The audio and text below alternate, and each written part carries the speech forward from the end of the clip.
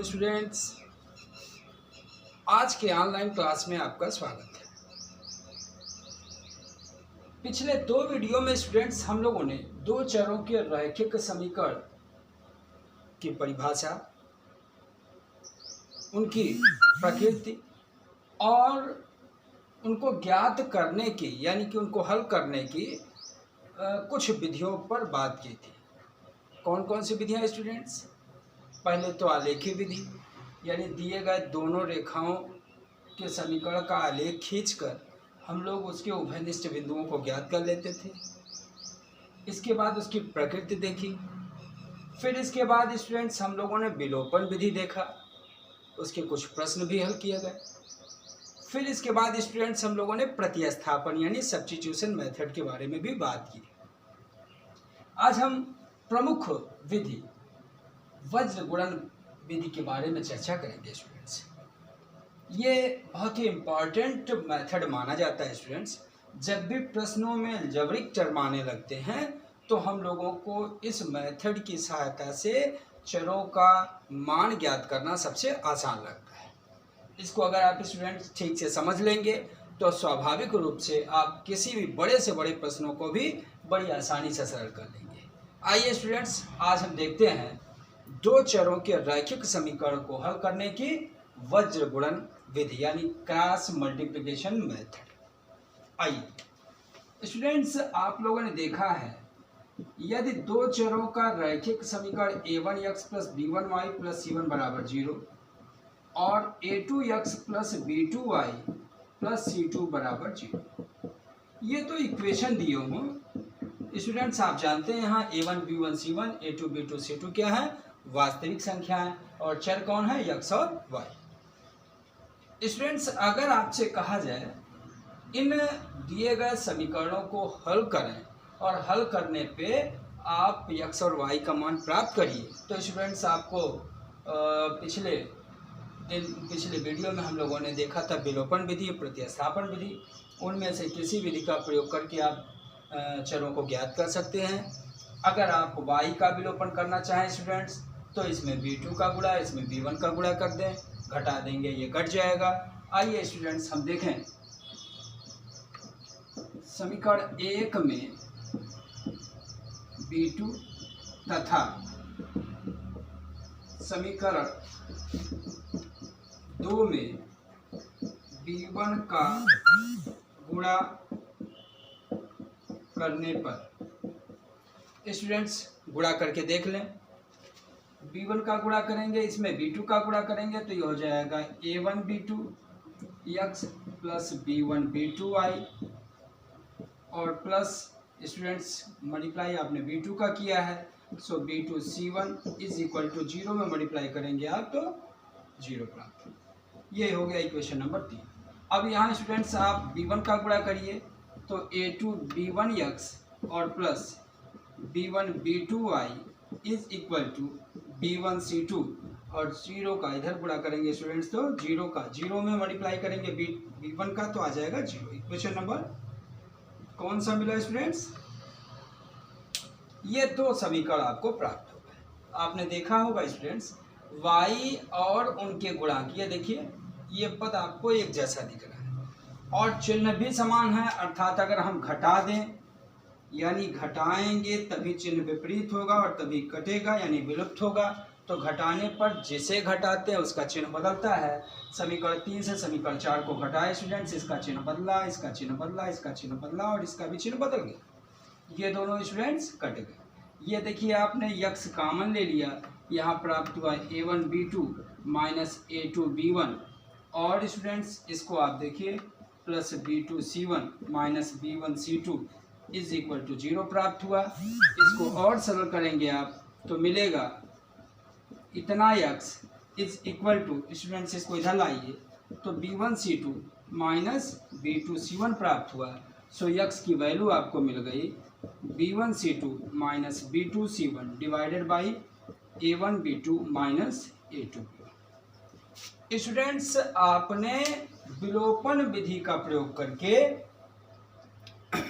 चर x का मान प्राप्त कर लिया। अब आपको x का मान किसी भी समीकरण में रखकर y का मान भी ज्ञात कर लेना चाहिए। और ज्ञात करके हम इसी पद्धति को किसी एक नए तरीके से लिखेंगे और वही तरीका जो होगा वो होगा क्रॉस मल्टीप्लिकेशन मेथड। स्टूडेंट्स, अगर हम x का मान समीकरण 1 में रखें तो क्या प्राप्त होगा स्टूडेंट्स, देखा जाए। समीकरण 1 में x का मान रखने जा रहे हैं तो ये हो गया a1, और ये देखिए स्टूडेंट्स x का मान हो गया b1c2 minus b2c1 divided by a1b2 और minus a2b1 plus b1y plus c1 equal 0। Students, मैंने क्या किया, c1 को इधर ट्रांसफर कर दिया। अब स्टूडेंट्स y की वैल्यू निकालनी है, सो हमको इसको इधर लाना होगा। b1y इज इक्वल टू, इसको इधर लाओगे आप, minus c1 minus a1 b1c2 minus a1 b2c1 divided by students a1 b2 और माइनस a2b1 प्राप्त हो गया। आपको पता है इसके बाद हमको लेना होगा लघुत्तम। लघुत्तम लेंगे स्टूडेंट तो क्या मिला, थोड़ी सी जगह बनाते हैं यहाँ पे। अब लघुत्तम लीजिए आप। सो मिला b1y is equal to, LCM लिया इन दोनों का तो आया a1b2 माइनस a2b1, और जब आप मल्टीप्लाई करोगे इसका इसमें और इसका इसमें तो क्या मिलेगा, माइनस a1b2c1 प्लस a2b1c1, और इसका मल्टीप्लाई इसमें करें साथ ही साथ माइनस का भी तो मिला माइनस a1b1c2, और मिलेगा students minus into minus plus a1। यहाँ देख लीजिए स्टूडेंट्स, यहाँ क्या मल्टीप्लाई में आपको क्या दिक्कत थी, ये देखिए हमने ब्रैकेट को अभी क्लोज किया हुआ था, ये देखिए इसको ट्रांसफ़र किया, a1 यहीं रह गया था। सो अब मल्टीप्लाई करते हैं तो मिलेगा माइनस माइनस जब प्लस a1 b2c1। अब देखा है, अगर आपको ये दोनों देखिए, दोनों परिमाण में समान परंतु चिन्ह में विपरीत है स्टूडेंट्स, तो ये दोनों कट जाएंगे। क्या मिला स्टूडेंट्स, यहाँ से b1 दोनों में कॉमन दिख गया, ये हो गया a2c1 minus a1c2 divided by a1b2 minus a2b1, और ये क्या था स्टूडेंट्स, b1y, b1 से b1 कट गया। तो स्टूडेंट्स अब आपको दिखेगा, इसके आगे हम लोग देखते हैं y की वैल्यू क्या आ गई students, a2c1 minus a1c2 divided by a1b2 minus a2b1। यानी दो चरों के रैखिक समीकरण को हल करके हम लोगों ने चर x और y का मान किसी भी विधि से, आलेखीय विधि से, विलोपन विधि से या प्रतिस्थापन विधि से निकाल लिया। x की वैल्यू स्टूडेंट्स आपको ये मिली थी और y की वैल्यू आप देख लीजिए एक बार फिर से, x की वैल्यू कौन सी है, ये स्टूडेंट्स x की वैल्यू ये आ गई और y की वैल्यू ऊपर लिखा है मैंने, आप देख लीजिए एक बार, x की वैल्यू ये मिली, y की वैल्यू। इन्हीं मानों को प्राप्त करने की एक विशेष विधि के बारे में आप चर्चा आज कर रहे हो। उस विशेष विधि का नाम है क्रॉस मल्टीप्लिकेशन मेथड या वज्र गुणनखंड विधि। उसको कैसे लिखते हैं स्टूडेंट्स, एक बार फिर से समझिए। x के और y के मान ज्ञात करने की यह विशेष विधि कैसी होगी, हम स्टूडेंट्स लिखते हैं a1x plus b1y plus c1 is equal to 0।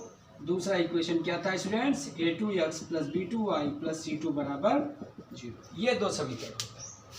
अब देखिए इस समीकरण को एक विशेष पद्धति से लिखने जा रहे हैं। कौन से चर हैं, x, y और ये अचर है।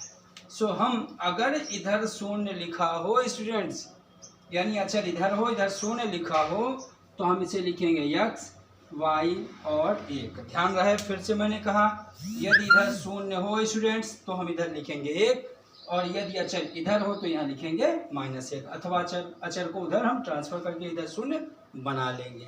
ठीक, अब आइए स्टूडेंट्स हम फिर से एक बार चर्चा करें कि इस पद्धति को लिखेंगे कैसे।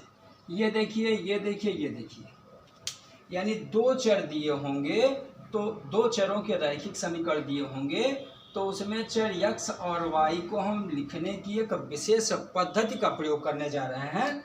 देखिए स्टूडेंट्स, सबसे पहले x का जब ग्रुप बनाते हैं यानी x के नीचे लिखना होता तो आप इसे छिपाते। ये हो गया b1 b2 और ये हो गया c1 c2, और जहाँ पर आपने ख़त्म किया था वहीं से शुरू करिए, और जब y का ग्रुप लिख रहे हो तो y वाले को छुपा लें। c1 c2 स्टूडेंट्स आप लिख चुके हो, तो चर x के गुणांक यहाँ लिखिए a1 और a2। जहाँ पर आपने ख़त्म किया था स्टूडेंट्स वहीं से इसको शुरू करिए, और जहाँ से शुरू किए थे स्टूडेंट्स वहीं से इसको ख़त्म कर दीजिए। यही पद्धति जो होती है स्टूडेंट्स, इसी पद्धति को हम लोग कहते हैं वज्र गुणन विधि। वज्र गुणन, क्रॉस मल्टीप्लिकेशन। क्रॉस मल्टीप्लिकेशन क्यों? क्योंकि ये तिर्यक गुणा द्वारा प्राप्त हुआ है एक पद्धति। अब देखिए हम इसको क्या लिखे थे स्टूडेंट्स, इसको यह लिखने का एक सिस्टम, निकाय का एक सिस्टम मात्र है, अर्थात यह लिखने की जो पद्धति प्राप्त हुई है वो इन मानों को ज्ञात करने का आसान तरीका बनाया गया है। आप देखिए ये b1 c1 को न छोड़िए, ये अपनी जगह पे स्थिर है, ये उठकर यहाँ जाए, इसका मल्टीप्लाई इसमें बीच में आप कर दिए माइनस, यानी ये अगर इधर गया तो b1 c2 और ये इधर आया तो b2 c1, यानी इसका गुणा इसमें, इसका गुणा इसमें, बीच में माइनस। ऐसे y ये दोनों अपने स्थान न छोड़ें स्टूडेंट, इसका गुणा इसमें करिए, इसका गुणा इसमें, बीच में माइनस, यानी ये हो गया a2 c1 और ये हो गया a1 c2 और बीच में हो गया स्टूडेंट्स माइनस। ऐसे ही इसका भी मामला, ये दोनों अपना स्थान नहीं बदलेंगे, इसका गुणा इसमें, इसका गुणा इसमें, बीच में माइनस, तो a1 b2 minus a2 b1 हो गया। अब आप देखें स्टूडेंट्स, ये दोनों बराबर करिए तो x का मान, ये दोनों बराबर करिए तो आप देख लीजिए, जांचना चाहें तो देखिए लिखा हुआ है यहाँ, इन दोनों को बराबर करिएगा स्टूडेंट्स, तो इसका गुणा यहाँ होगा, क्या आया a2 c1 minus a1 c2, a2 c1 minus a1 c2 by a1 b2 minus a2 b1।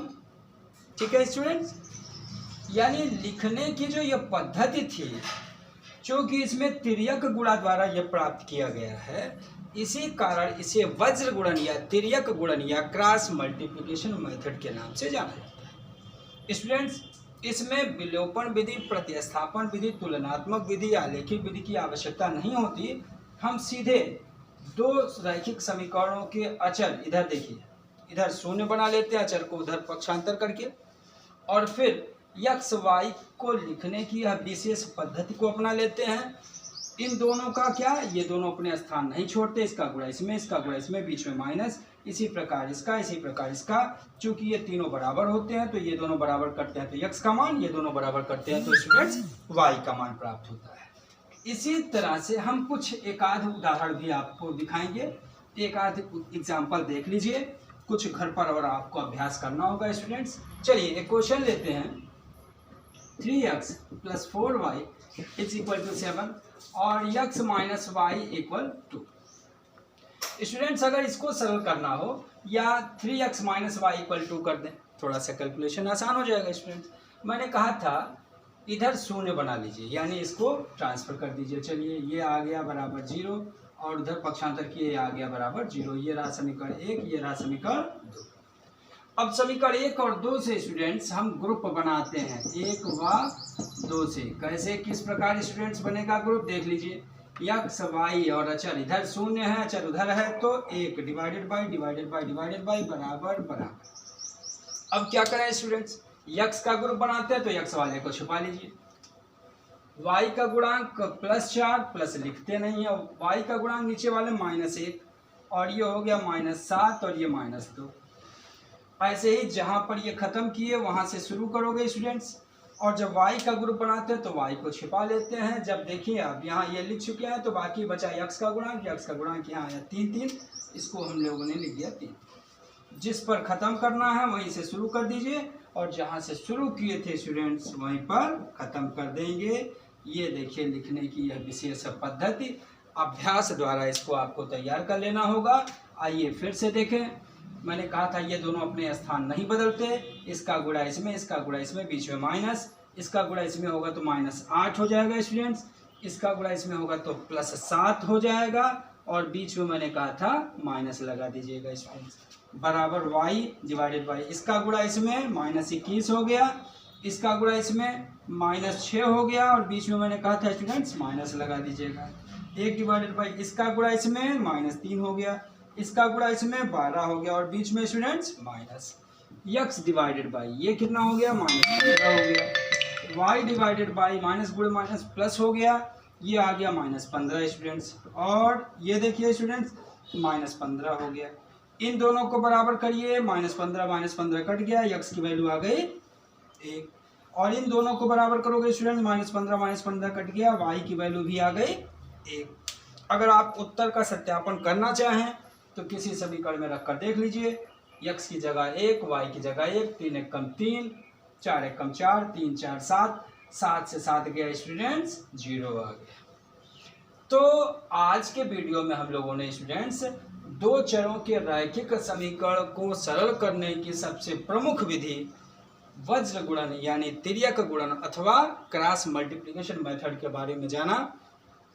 अब स्टूडेंट्स ऐसे कुछ प्रश्नों पर आपको अभ्यास करना होगा, कुछ प्रश्न हम लिख देते हैं बोर्ड पर, उसको आप नोट कर लीजिए, शेष और अपनी पुस्तक से आप प्रश्नों को हल करेंगे। जो प्रश्न नहीं आएगा स्टूडेंट्स उस पर चर्चा करिएगा, व्हाट्सएप में के द्वारा सूचना दीजिएगा, आपको उसके सोल्यूशन प्रोवाइड करा दिए जाएंगे। Students x + 7y = 8, x - y = 2, ये हो गया क्वेश्चन नंबर 1। क्वेश्चन नंबर 2 देख लीजिए students, ax + by + 7 = 0, 3x - y और = 8, इक्वेशन नंबर 2। ऐसे प्रश्नों को आप सरल करके स्टूडेंट्स वज्र गुणन द्वारा यानी तिर्यक गुणन द्वारा चरों x और y का मान ज्ञात करिए। जो प्रश्न आपको समझ में नहीं आया होगा उसके बारे में आपको स्टूडेंट्स फिर बताया जाएगा।